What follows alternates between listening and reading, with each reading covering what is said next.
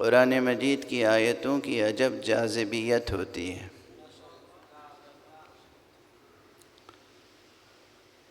اور کم سے کم میں اپنے دل و دماغ پر تو اس جاذبیت کو پوری قوت کے ساتھ محسوس کرتا ہوں۔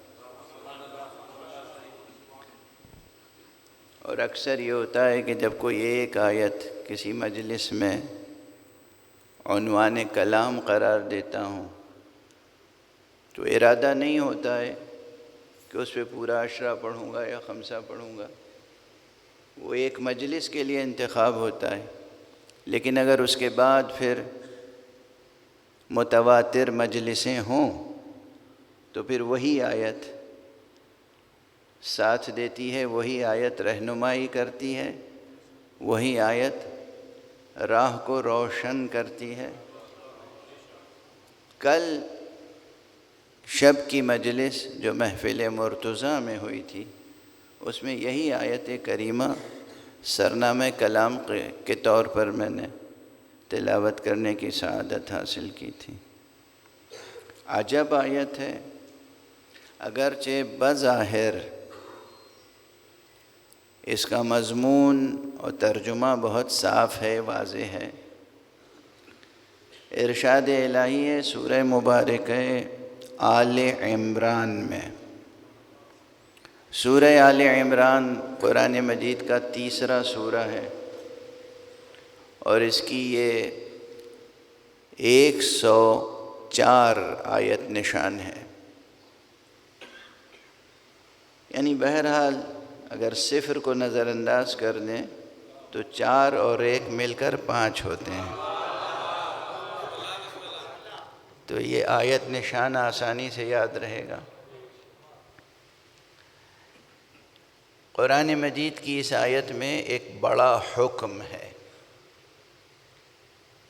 آپ کی فروع دین کی جو فہرست ہے، پہلی چیز جو فرض ہے وہ نماز ہے۔ تو آپ کہتے ہیں نا کہ نماز کی دلیل کیا ہے؟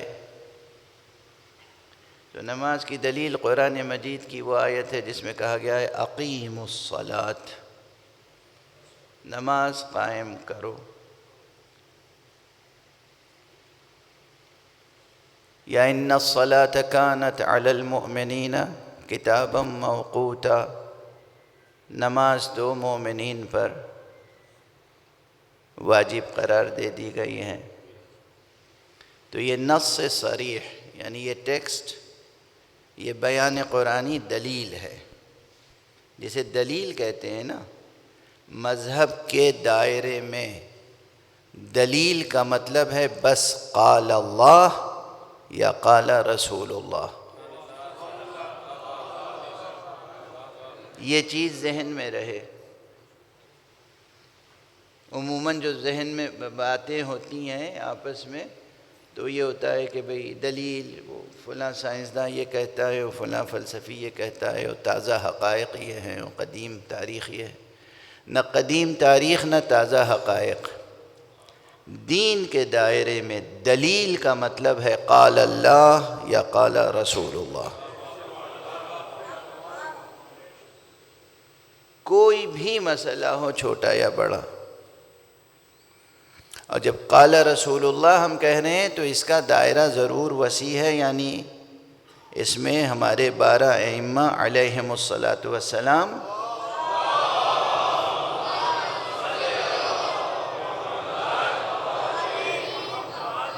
شامل ہیں۔ کسی بھی معصوم کا کوئی قول صحیح سند کے ساتھ مل جائے دلیل کے لیے کافی ہے۔ تو نماز کی دلیل کیا ہے؟ قرآن میں موجود ہے۔ نماز کیسے پڑھی جائے اس کی دلیل کیا ہے؟ حضور علیہ الصلاۃ والسلام، اس لیے کہ نماز میں تو بس قرآن میں تو نماز کا بس حکم ہے۔ قرآن کریم میں نماز کا بس حکم ہے کہ نماز قائم کرو۔ اگر سنت مصطفیٰ نہ ہو، اگر سیرت نبی اکرم صلی اللہ علیہ وآلہ وسلم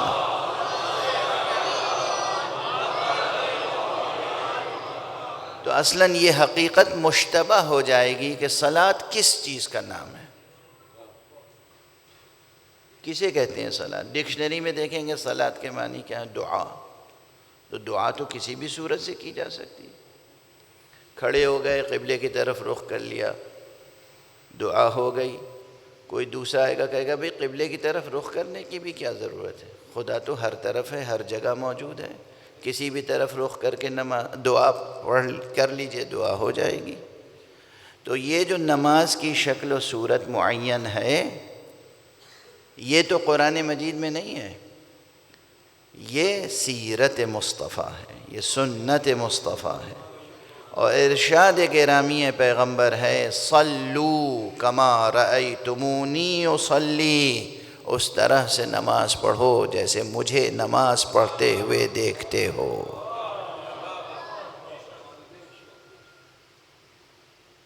تو دلیل نماز کی ایک ایک جزیات کی ہمیں تلاش کرنی پڑے گی، قول رسول اور سیرت رسول اور سنت رسول. اسی طرح روزہ، کتب علیکم الصیام، دلیل قرآنی ہے. اسی طرح حج، اسی طرح زکوٰۃ، آتوا الزکوٰۃ قرآن میں ہے. اب یہ جو ہماری فہرست میں امر بالمعروف اور نہی عن المنکر، یہ واجب ہے، ہر ایک پر واجب عینی ہے ابتدائی مرحلے میں. ساقط ہوتی ہے، یہی ہوتا ہے یہ واجب تعذر کی بنا پر. آپ میں سے ہر ایک پر واجب ہے، جس طرح نماز واجب ہے، روزہ واجب ہے، حج واجب ہے، اسی طرح جہاد واجب ہے، اسی طرح امر بالمعروف اور نہی عن المنکر واجب ہے. اب اس کی دلیل کیا ہے؟ قرآن مجید میں بہت سی آیتیں ہیں جن میں امر بالمعروف اور نہی عن المنکر کو واجب قرار دیا گیا ہے، لیکن یہ ایک اہم آیت ہے، اہم ترین، ام الباب ہے، جس میں کہا گیا ہے وَلْتَكُمْ مِنْكُمْ أُمَّةٌ يَدْعُونَ إِلَى الْخَيْرِ، تم میں سے ایک ایسی جماعت ہونی چاہیے جو خیر کی طرف، نیکی کی طرف، بھلائی کی طرف دعوت دے. وَيَأْمُرُونَ بِالْمَعْرُوفِ، اور معروف کا امر کرے.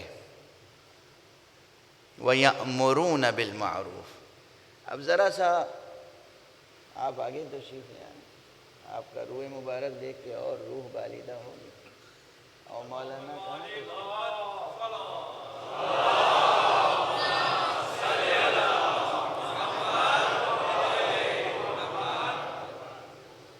مجھے یہ تاج رسول، یہ عمامہ، یہ پہنے ہوئے چہرے بہت اچھے لگتے ہیں، روح حقیقتاً بالیدہ ہوتی ہے. اور آپ سب پر علماء کا احترام لازم ہے. یہ شیعہ تہذیب کی سب سے نمایاں پہچان ہے کہ علم کی قدردانی ہو اور علماء کی قدر شناسی ہو.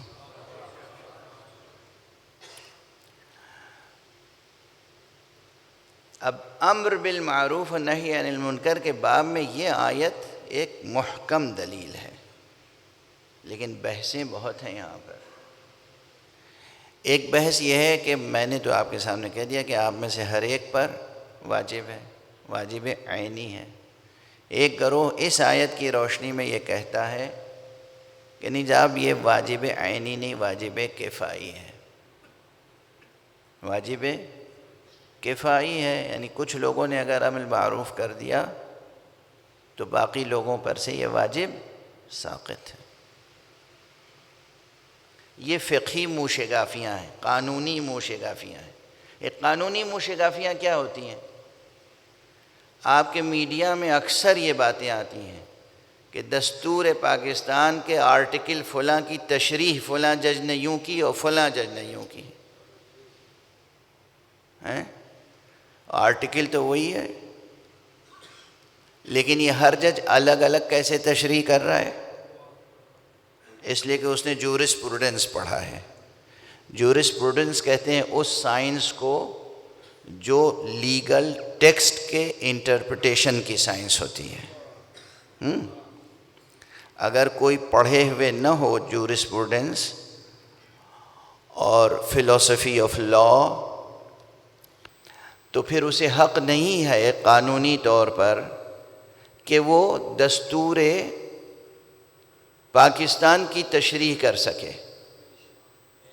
اور فرما رہے ہیں آپ، مسلم ہے نا، اس میں بہت سے ذمہ دار لوگ بیٹھے ہوں گے، کیا ہر شخص اٹھ کے دستور پاکستان کی تشریح کر سکتا ہے؟ نہیں کر سکتا۔ لیکن کیا قیامت ہے کہ ہر شخص قرآن مجید کی تشریح کرنے کے لیے؟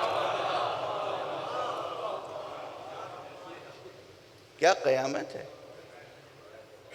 ہر شخص قرآن مجید کی آیتوں کی تشریح کرنے کے لیے آمادہ نظر آتا ہے۔ یعنی نعوذ باللہ، 100,000 بار نعوذ باللہ، اللہ کی کتاب جو کہ معجزہ ہے قیامت تک کے لیے، اس کی حرمت اتنی بھی نہیں ہے جتنی دستور پاکستان کی ہے۔ دستور پاکستان کن لوگوں نے لکھا؟ ارے بھی ہمارے آپ کے جیسے انسانوں نے لکھا، اسکالر تھے، پڑھے لکھے تھے، انٹرنیشنل لا جانتے تھے، کامن لا جانتے تھے، بہت کچھ جانتے تھے تو انسان۔ اور دستور پاکستان بہرحال ہے تو وہ کتاب جس میں پارلیمنٹ میں ترمیمیں بھی ہو سکتی ہیں۔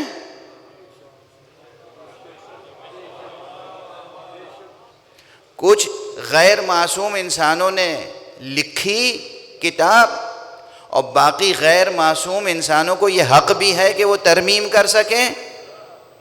پھر بھی اس کا اتنا تقدس ہے کہ جب تک ہفت خان نہ طے کر لیں آپ، اس وقت تک آپ اس کا انٹرپریٹیشن نہیں کر سکتے۔ اور یہ قرآن مجید جو اللہ کی کتاب ہے، اللہ کا کلام ہے، آسمان سے نازل ہوا ہے اور معصوم لے کر آیا، معصوم قلب پر اترا، اور جس میں کسی کو حق نہیں ہے تبدیلی کا، اس کی تشریح کرنے کے لیے ہر آدمی تیار ہے۔ اور فرما رہے ہیں آپ، واضح ہے، پیغام پہنچ رہا ہے۔ بہرحال تو اب جو علماء ہیں، ایکسپرٹس ہیں، ان میں ہوتا ہے انٹرپریٹیشن میں اختلاف۔ اس میں آپ یہ نہیں کہہ سکتے کہ بھئی یہ علماء کیوں اختلاف کر رہے ہیں۔ علماء اختلاف کرتے ہیں ٹیکنیکل ریزنز پر، جن ٹیکنیکل ریزنز سے آپ واقف بھی نہیں ہیں، بالکل ویسے ہی جیسے لیگل پروسیس ہے۔ آپ کورٹ میں جاتے ہیں، ایک جج دوسرے فاضل جج سے کیوں اختلاف کرتا ہے؟ اس کے پاس بھی ٹیکنیکل ریزن ہے، اس کے پاس بھی ٹیکنیکل ریزن ہے۔ واضح ہے؟ تو یہاں پر ہوتا ہے اختلاف کہ صاحب یہ واجب عینی ہے یا واجب کفائی۔ اب ظاہر ہے کہ پورا یہ مجلس ہے، لیکچر تو ہے نہیں کہ میں تشریح کروں کہ اصول فقہ میں اور فقہ میں خود واجب کفائی کے کتنے مراتب ہیں، اور امر بالمعروف کن دلائل کی بنا پر واجب عینی ہے اور کن دلائل کی بنا پر واجب کفائی ہے، اور اگر واجب عینی ہے، سب پر واجب عینی ہے، جو اس فقیر کا نظریہ، سب پر، آپ میں سے ایک ایک پر واجب عینی ہے، لیکن کچھ ایسے شرائط ہیں جن شرائط کی وجہ سے کسی پر متعین ہو جاتا ہے، کسی پہ ساقط ہو جاتا ہے۔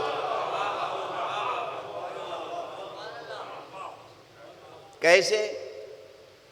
جیسے حج سب پر واجب ہے یا نہیں؟ سب پر واجب ہے حج، مگر شرط کے ساتھ۔ کیا شرط ہے؟ استطاعت ہو۔ اب استطاعت میں بہت سی چیزیں ہیں۔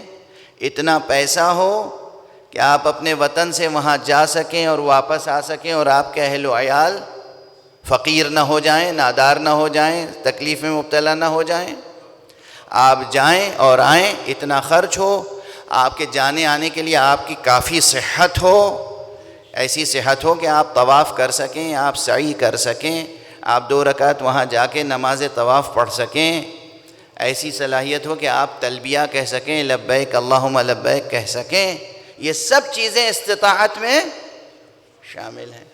اب اگر استطاعت نہیں ہے تو یہ واجب آپ کے اوپر سے ساقط ہو جائے گا، یا دوسری صورتوں میں بدل کرنا ہوگا۔ صورتیں کتنی ہوتی ہیں؟ کہیں ہوا کہ نہیں مطلقاً ساقط نہیں ہوا، واجب ہے، مگر شریعت کہتی ہے کہ آپ پہ واجب ہے مگر خود نہیں جا سکتے تو اپنے بجائے کسی اور کو بھیج دیجئے، نیابتاً قربتاً الی اللہ، آپ کی نیابت میں کوئی جائے گا۔